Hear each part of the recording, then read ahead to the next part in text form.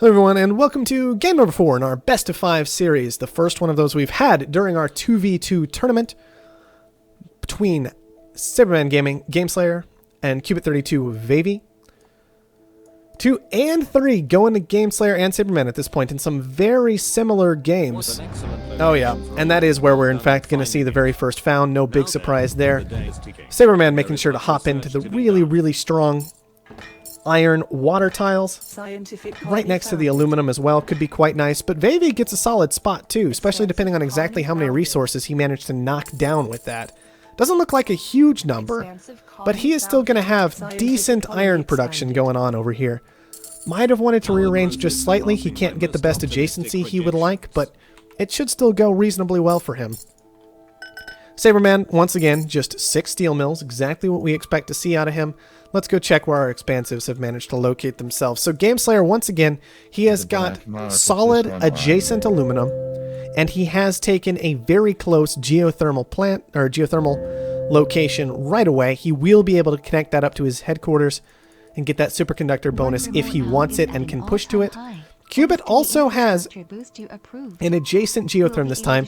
He has taken a little aluminum as well. And did he take 2 geotherms? Yes, he did. Cubit, in fact, took 2 geotherms right away on HQ level 1. That may work in his favor because I'm only seeing those 3 geothermal locations on this map. And we all know at this point how important those are. So if Gameslayer can pick up superconductor, it leaves them even on power as things stand now. So both of them will need to be looking at either wind power or solar power this game. I do want to say, I think Gameslayer has the advantage when it comes to that, because he can very easily pick up acceptable wind power and use it along with superconductor, which he wants already. So I think that's going to be very important to pay attention to. Cubit apparently lost a claim somewhere. Not entirely sure where that was. Perhaps it was out here? Chasing down silicon? I think it was this silicon tile in particular that maybe Gameslayer had beaten him to in the first place. Maybe it was water elsewhere. It's hard to say. Gameslayer has been the first one to push to HQ level 3. Once again, that's an interesting decision. Quite frequently we'll see the scientist get to HQ level 3 first, and I probably would have encouraged that in this game, because water is looking very awkward on this map. There are patches of it, but it's not great stuff. They can use the water. There's enough water to be effective. But down here on this side, it's a lot more awkward for our scientific players. There's just like this one patch over here. And so the first scientist to hit HQ level 3 will likely get a hold of those and be able to use them for some decent reactors. So that's more what I would have expected to see. Still, a significant upgrade advantage going on over to Gameslayer and Saberman this time, because Cubit has decided that he wants that patent office to be functional. He wants to make sure he is the one to pick up superconductor this time. No slowdown strikes available, so Cubit has guaranteed himself superconductor with this play. He has taken it away from Gameslayer, which is going to leave them in an awkward spot when it comes to power. Gameslayer hasn't really pushed to any significant amount of it, so he's not really getting as much money coming in at this point as Cubit is. And Gameslayer, I don't believe he's managed to even get started. Okay, he has started virtual reality, so we are going to see a split on the patents this time. Superconductor will be going in favor of Cubit and Veivi, where Gameslayer, he is going to be the one to manage to pick up virtual reality. Cubit, however, already has a pretty strong Pleasure Dome location, but you can feel these things holding him back, despite the fact that they're maybe pulling in more money from power, a lot more money from power. They haven't managed to push through on those upgrades yet, and it feels like that's hurting them pretty significantly. You have to wonder if all of these commitments are going to pay off, or if maybe they're going to start running a bit too far behind, as Gameslayer is still pulling in cash from having those extra food tiles available in particular. Gameslayer, tell me you saved... No claim left over to go ahead and get that Pleasure Dome down. I'm a bit worried about that, because Gameslayer, he is going to want to take this tile for his Pleasure Dome. It guarantees equal adjacency for the moment between the 2 Pleasure Domes that we're going to be starting with, and it also helps cut off potential adjacency from Cubit's Pleasure Dome in the future. So that's going to be a very important tile for Gameslayer to get to. And he may not be able to do it since he neglected to save a claim at HQ level 3 to make sure that would happen. Financial instruments about to be picked up for Cubit. Gameslayer has managed to grab virtual reality at this point. Not going into anything else with that patent office just yet. And we do have equal upgrades all around now. There's Gameslayer with his HQ level 4. I need to see this happening right now. Where's the claim? Show it to me. It's not happening yet. Come on. You can do it. I believe. We do see a hacker raid down for Saberman. That's nice to see. We also, interestingly enough, we've seen a transition away from some of that steel, or at least adjusting the steel around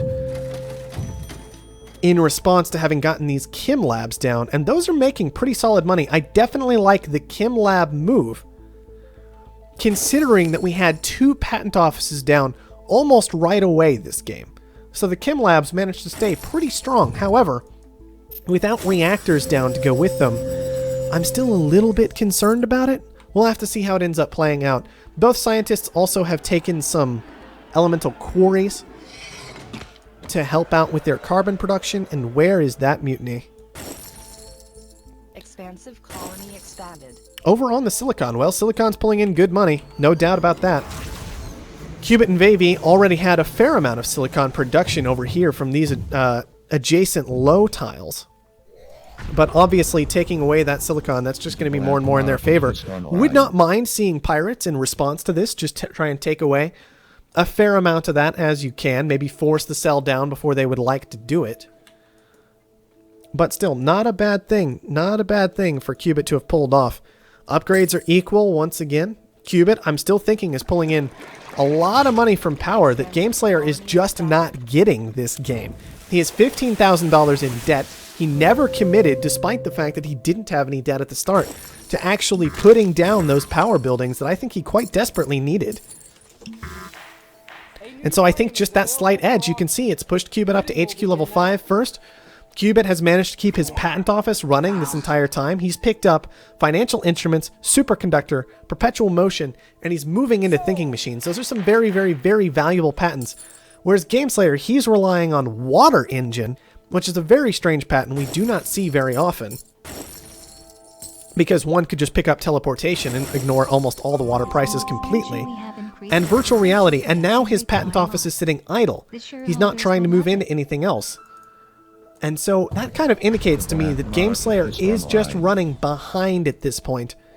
And I do think that a lot of that is going to have to do with just the power situation that he has going on this time. That is not what you're going to want to be seeing. Alright, what else are we looking at here?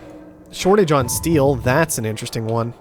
We do have 2 hacker raids down for Saberman and Gameslayer. Cubit getting aggressive against Saberman's stock. Saberman is down in that D rating. Definitely going to be a concern. Saberman has an awful lot of debt to his name at this point. And Cubit, he's gunning for it. He has got plenty set aside that he can be pretty successful with this one. And all that steel coming in is just going to be helping him more and more from Veivi to finish this one out. That was 8 stocks secured so far. Gameslayer is only in 2 of Veivi's. And man, that's Saberman gone. That is a huge, huge deal because those Chem Labs, those are pulling in, you know, serious amounts of cash. Steel is pulling in serious amounts of cash. Remember that even this $54 value, that's at half speed because of the automatic slowdown strike that occurs. And now Cubit has plenty left over to keep defending Veivi. That said, Gameslayer has moved into an off-world market. He does have Cold Fusion coming out, which could help fight against Cubit's serious power advantage this time. But this off-world market, it is launching now. Good. And the off-world market is very strong. $590 oxygen this game. That is a different beast from what we've seen in our past games. But already, Cubit is starting to catch up. Gameslayer has a spy and sees that, which is going to be good for him to know about. But already, with Cubit starting to catch up, Gameslayer has to consistently defend this thing against both Dynamite and Mutinies. He does not have access to thinking machines where Cubit does this game. This is another one of those games where I just don't see his edge anywhere. Finally, we're seeing these wind turbines come down, but Gameslayer already in $38,000 of debt. I don't see this working out for him even with these dust storms. He's going to have to pay through so much debt to actually start making money. I'm very concerned that we just kind of saw one of those principles of the 2v2 scenario fall away this game from Gameslayer and Saberman. This idea that power is so strong. In these past few games, power has been weak, or at least weaker. But the reason power has been weaker is because everybody was respecting it. Everybody was playing around that power potential. And in this game, Gameslayer was not playing around the potential of power. And I think that's what we're going to have seen give Cubit and Veivi the significant lead that led to the quick buy onto Saberman. I'm going to go ahead and go to our charts and graphs here once again. And we can see that interest charges were pretty serious against Saberman because of his early found. He auto-purchased all kinds of power, as did Veivi, it would appear so far. And if we just look over at Gameslayer, let's just go to resources of Gameslayer. He has auto-sold $44,000 of power, auto-purchased $42,000. Cubit has auto-sold $168,000 of power. That is this game. This whole game. It's just right there. That sheer ridiculous amount of power sell. That's what does it, guys. You have to respect the power. Gameslayer didn't do that this time. He has managed to pick up Veivi, which is certainly an important thing to do. Veivi paying attention this time and saying, okay, I am just going to kill myself. Maybe the majority buy should come back into the 2v2 scenario. I'm just throwing it out there to avoid situations like this one. Because it's pretty much guaranteed that, yeah, Gameslayer got the territory and such. Yeah, and Gameslayer is just going to concede it. You have to respect power. Period. You have to do it.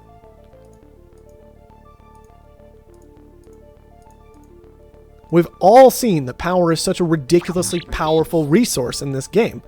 $179,000 in Cubit's pocket, basically. Let's say $178,000 because this 1K purchased. Gameslayer, he made 33, maybe, off power total. That's nothing. That's such a ridiculous difference. If we just come over to summary, we can see Cubit, okay, he made $142,000 total that game when all was said and done. Gameslayer made only 75. We all know where that difference came from. So that is 2v2, and that means we are pushing to the full best of 5 here today, which is definitely exciting to see after all of those shutouts from earlier in this tournament. So that said, I don't think we need to look at anything else. Make power, build power buildings. Let's head on into game number 5.